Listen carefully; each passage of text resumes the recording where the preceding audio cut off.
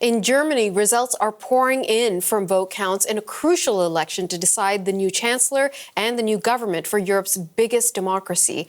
And there appears to be a clear winner at this point. Let's turn once again to Abby Kuathasan, who's joining us from Berlin with the very latest. Abby, how are things looking?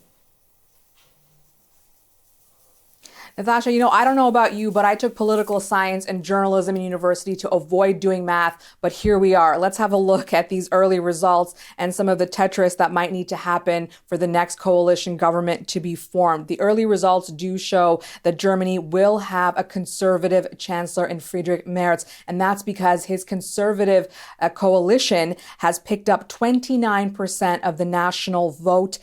And so that's not a majority. They will have to form a coalition government with one or two other parties. We'll have to wait to see how that shakes out. In second is the far-right AfD with 19.5% of support. This is their best ever showing in the post-war era, but it is worth mentioning that all the other parties have said they will refuse to work with the AfD. This, we have to remember, is a country that carries the weight of its Nazi past, and many people here feel deeply uncomfortable about allowing the far right to return to power, however that may look like. Now, the Chancellor's party, Chancellor Scholz's center-left SPD, finishing in third, 16%, a dismal showing for them. This is a party that's been a part of all governing coalitions in this country for the last 23 out of 27 years. This doesn't mean they won't be in the coalition, but certainly he's not returning to the chancellery. Of course, now the big question is, what will that governing coalition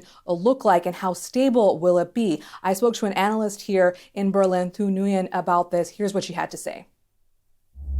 The biggest question is really which parties will make it into parliament. Because that will make the difference between a two-party and a three-party coalition. And I think what we really need is quick coalition talks and a stable government. And that really is only possible with two parties.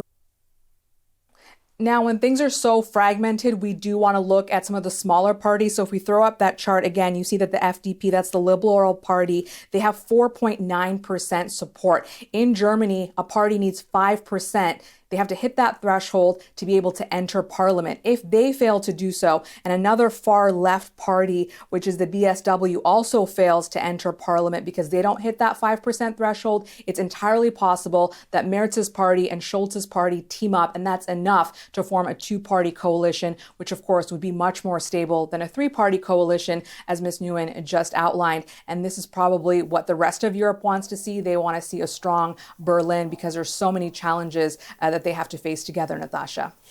Well, Abby, on that point, we've been seeing Scholz, we've been seeing Merz speaking to their supporters, their voters. I mean, everyone is wondering, like, okay, now what happens, right? So what are we hearing from these leaders?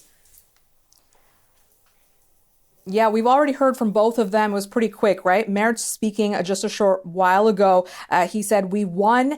It is worth mentioning he's never held public office before. He was in the running many, many years ago alongside a young Angela Merkel. She elbowed him out. She was, of course, chancellor for 16 years. This is now his chance to follow in her footsteps. But he's very much a very different politician than she is, even though he's a conservative just like she was. He also said, "We want a government capable of acting as quickly as possible because the world will not wait for us." So that was him referring to saying we do not want to have long negotiations and coalition talks. He wants the government to be formed as quickly as possible. But again, this could take several weeks.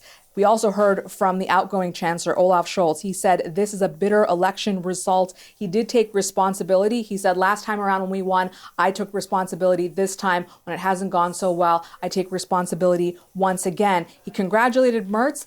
And then he talked about the fight for democracy. He says as long as the far right surges, there is plenty of work for them to do.